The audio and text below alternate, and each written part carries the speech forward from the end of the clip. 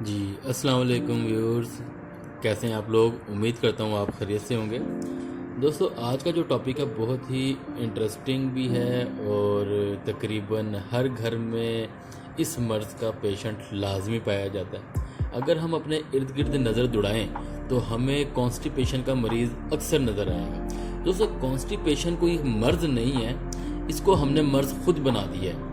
اگر ہم اپنی ڈیلی روٹین کو تھوڑا سا سیٹ کر لیں، اپنے ڈائٹ کا تھوڑا سا خیال کر لیں، تو دوستو ہم اس ڈسکمفرٹ کو یا اس ڈیزیز کو ہی ہم آسانی سے حل کر سکتے ہیں، آسانی سے اس کا سلوشن ڈھونڈ سکتے ہیں اور آسانی سے اس پر قابو پایا جا سکتا ہے۔ لیکن ہم نے اس کو ہوا بنا لیا ہے، ہم نے اپنی روٹین ٹھیک نہیں کرنی، ہم نے اپنے ڈائٹ کا پلان ٹھیک نہیں کرنا اور پھر کانسٹیپیشن کے مرض میں مبتلا رہنا ہے۔ دوستو، اگر ہم جتنی بھی بیماریوں کا ذکر کریں، ان میں سے ایک ایسی بیماری کانسٹیپیشن، جس کو قبض بھی کہتے ہیں، اس کو ہم ام الامراض بھی کہتے ہیں۔ دوستو، کہتے ہیں یہ کانسٹیپیشن قبض بیماری کی جڑ ہے۔ اگر کسی شخص کو کانسٹیپیشن رہنا شروع ہو جائے اور یہ کرونک ہو جائے اور مسلسل وہ بندہ کانسٹیپیشن کا شکار رہے، تو دوستو وہ بہت سے دوسرے مرض کا بھی شکار ہو جاتا ہے، دوسرے امراض میں بھی مبتلا ہو جاتا ہے۔ دوستو، اگر کانسٹیپیشن کی طرف دیکھا جائے، اگر ایک ایسا شخص جو کافی دیر سے کانسٹیپیشن کا شکار ہے، کانسٹیپیشن کے مرض میں مبتلا ہے، تو دوستو آہستہ آہستہ اس کو ڈائجسٹو سسٹم کے دوسرے بھی مرض لاحق ہونا شروع ہو جائیں گے۔ تو دوستو، یہ تو خالی ایک میں نے چھوٹا سا ایک پوائنٹ آف ویو اپنا شیئر کیا ہے، لیکن اگر اس کی ڈیٹیل میں جائیں گے، اس کی ڈیپتھ میں جائیں گے، تو دوستو کانسٹیپیشن اگر کسی کو رہنا شروع ہو جائے تو دوستو وہ بہت سے مختلف قسم کے امراض کا شکار ہو جائے گا۔ یہ ایک لمبی بحث ہے، جس پہ پھر کبھی بات ہوگی، لیکن آج میں جو آپ کو میڈیسن بتانے جا رہا ہوں کانسٹیپیشن سے ریلیٹڈ، وہ بڑی زبردست اور بہت ہی فروٹفل اور بہت ہی مفید ثابت ہوگی۔ اگر جس شخص میں جو میں علامات بتانے لگا ہوں یہ علامات پائی جاتی ہیں تو وہ اس میڈیسن کو لازمی یوز کریں۔ اگر آپ میں یا کسی پیشنٹ میں، گھر کے کسی ایسے شخص میں جو کانسٹیپیشن کا مریض ہے یا اکثر جس کو کانسٹیپیشن رہتی ہے، اس میں اگر آپ ان چند ایک سمٹمز دیکھیں یا چند ایک علامات دیکھیں، وہ کون سی علامات ہیں؟ مطلب اس کو سٹول صبح میں یا جب بھی پاس کرنا پڑے تو اس کو سٹول پاس کرنے میں کافی زیادہ زور لگانا پڑے، کافی زیادہ سٹرین کرنا پڑے، کافی دیر باتھ روم میں بیٹھنا پڑے اس کو۔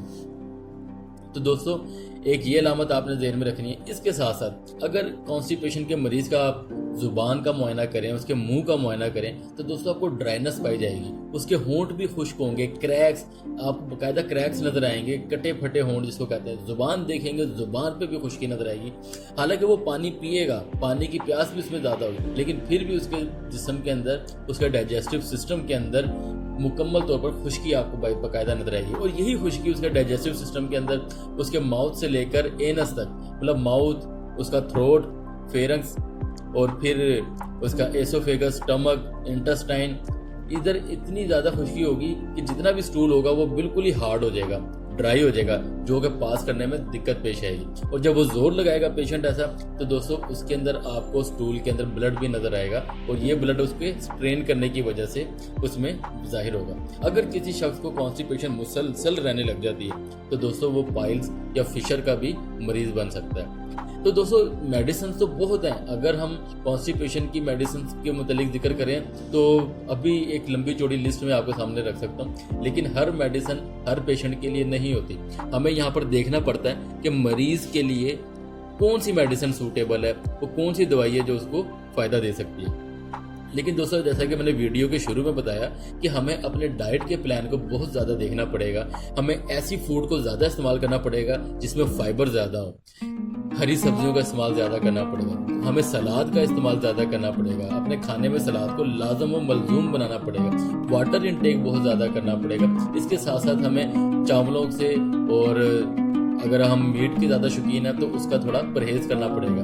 اگر ہم میٹ کھانا پسند کرتے ہیں تو ساتھ سیلڈ لازمی ہونی چاہیے۔ دوستو اس کے ساتھ ساتھ ہمیں یہ دیکھنا پڑے گا کہ تھوڑی سی واک، تھوڑی سی ورزش، ان چیزوں کو بھی بہت مد نظر رکھنا پڑے گا۔ اگر ہم اپنی ڈیلی روٹین کو تھوڑا سا ایڈجسٹ کر لیں اور اپنے ڈائٹ کے پلان کو تھوڑا سا ایڈجسٹ کر لیں تو دوستو ہم اس مرض کے اوپر بآسانی قابو پا سکتے ہیں اور اس سے چھٹکارا بھی حاصل کر سکتے ہیں۔ اچھا، میں نے جب اسٹارٹ میں جو علامات بتائی تھیں، ان علامات کو مد نظر رکھتے ہوئے، جیسے سٹول کافی ہارڈ ہوگا اور کافی ڈرائی بھی ہوگا، کافی سٹرین کرنا پڑے گا، کافی دیر واش روم میں بیٹھنا پڑے گا سٹول پاس کرنے کے لیے، اور اس کے علاوہ اگر میں نے بتایا جیسے زبان، ہونٹ، اس کا منہ دیکھیں تو ڈرائنس آپ کو نظر آئے گی باقاعدہ۔ دوستوں اگر یہ ساری علامات ہمیں نظر آئیں کسی مریض میں تو دوستوں بہت خوبصورت میڈیسن ہے۔ میڈیسن کا نام ہے برائیونیا۔ پوٹینسی آپ نے 30 رکھنی ہے۔ اگر آپ صبح، دوپہر، شام اس میڈیسن کو استعمال کرتے ہیں تو صبح بھی آپ کو 3 سے 4 ڈراپس ڈائریکٹ زبان پر لینے ہوں گے، ایسے ہی دوپہر کو بھی 3 سے 4 ڈراپ ڈائریکٹ زبان پر لینے ہوں گے، اور شام میں بھی 3 سے 4 ڈراپ ڈائریکٹ زبان پر لینے ہوں گے۔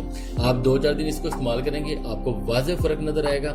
اگر یہی علامات جو میں نے ابھی بتائی ہیں آپ کو نظر آتی ہیں اور اس دوا کا استعمال آپ کرتے ہیں، دوا کا نام برائیونیا ہے، پوٹینسی آپ نے 30 رکھنی ہے، صبح، دوپہر، شام 3 سے 4 قطرے آپ نے ڈائریکٹ زبان پر ڈال لیں، تو دوستوں آپ اس قبض، کانسٹیپیشن سے بآسانی چھٹکارا حاصل کر سکتے ہیں۔ لیکن میں پھر ایک بار کہنا چاہتا ہوں کہ آپ نے ڈائٹ کا اپنا تھوڑا سا شیڈیول میں نے جو طریقہ بتایا اس کے مطابق آپ کو رکھنا ہوگا۔ اس کے ساتھ ساتھ تھوڑی سی بہت ورزش اور ساتھ فروٹس کا انٹیک زیادہ کرنا اور واٹر کا انٹیک زیادہ کرنا۔